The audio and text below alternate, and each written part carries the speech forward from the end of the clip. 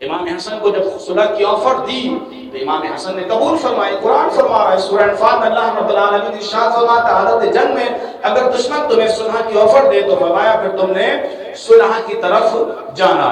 تو امام حسن مجتبی رضی اللہ تعالی نے صلح فرمائی. دو گروہ مسلمانوں کے جو آپس میں لڑ رہے تھے ان کو بچایا, ان کی جانوں کا تحفظ فرمایا. اسلام کی بقا اور اسلام کی حقانیت, اسلام کی صداقت, اسلام کا راہبر, اسلام کا رہنما اگر صحیح معنی میں کسی کو دیکھنا ہو وہ امام حسن مجتبی رضی اللہ تعالیٰ کی ذاتی گرامی. بولیے سبحان اللہ.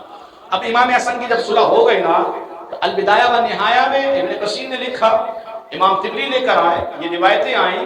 بعض خارجیوں نے امام حسن مجتبی رضی اللہ تعالیٰ پر لان تان شروع کر دی اور آپ کے بارے میں معاذ اللہ غلط جملے استعمال فرمائے اور یہ جملہ استعمال کیا کہ معاذ اللہ مسلمانوں کو ذلیل کرنے والے, معاذ اللہ. کیونکہ آپ نے فرمایا میں نے مسلمانوں کو ذلیل نہیں کیا, میں نے مسلمانوں کو محفوظ کیا.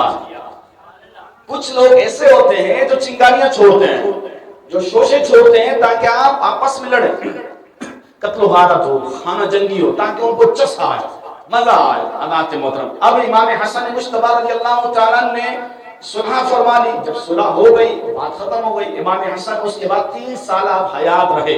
حسن مجتبی 3 سال آپ حیات رہے اور آپ واپس مدینہ شریف تشریف فرما ہوئے. آپ جلوہ گر ہو گئے. اب صلح کی شرائطیں طے کی گئی کہ صلح کی کون کون سی شرائط ہوں گی. اب اس پر بھی ایک بحث مباحثہ سوشل میڈیا پر کیا جاتا ہے. یعنی ہمیں اس امت میں اس وقت فی زمانہ ان موضوعات پر لگا دیا گیا کہ جن موضوعات پر بات کرنا مناسب ہی نہیں ہوتا کہ صلح کی شرائط منسوخ ہو گئی تو یوں ہو گیا تو یوں ہو گیا. میں نے کہا ہم امام حسن کے ساتھ ہیں, ہم امام حسن مجتبی رضی اللہ تعالیٰ کے مشیر نہیں ہیں, ہاں ہم آپ کے برابر نہیں ہیں, ہم آپ کے خادم ہیں, ہم آپ کے در کے سگ ہیں.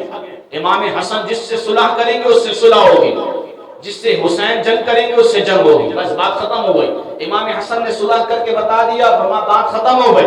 امام حسن مجتبی رضی اللہ تعالیٰ نے 2 مسلمانوں کے گروہ کو جو آپس میں لڑنے آئے تھے ان میں صلح کرا کر اس امت میں ایک مثال قائم فرما دی.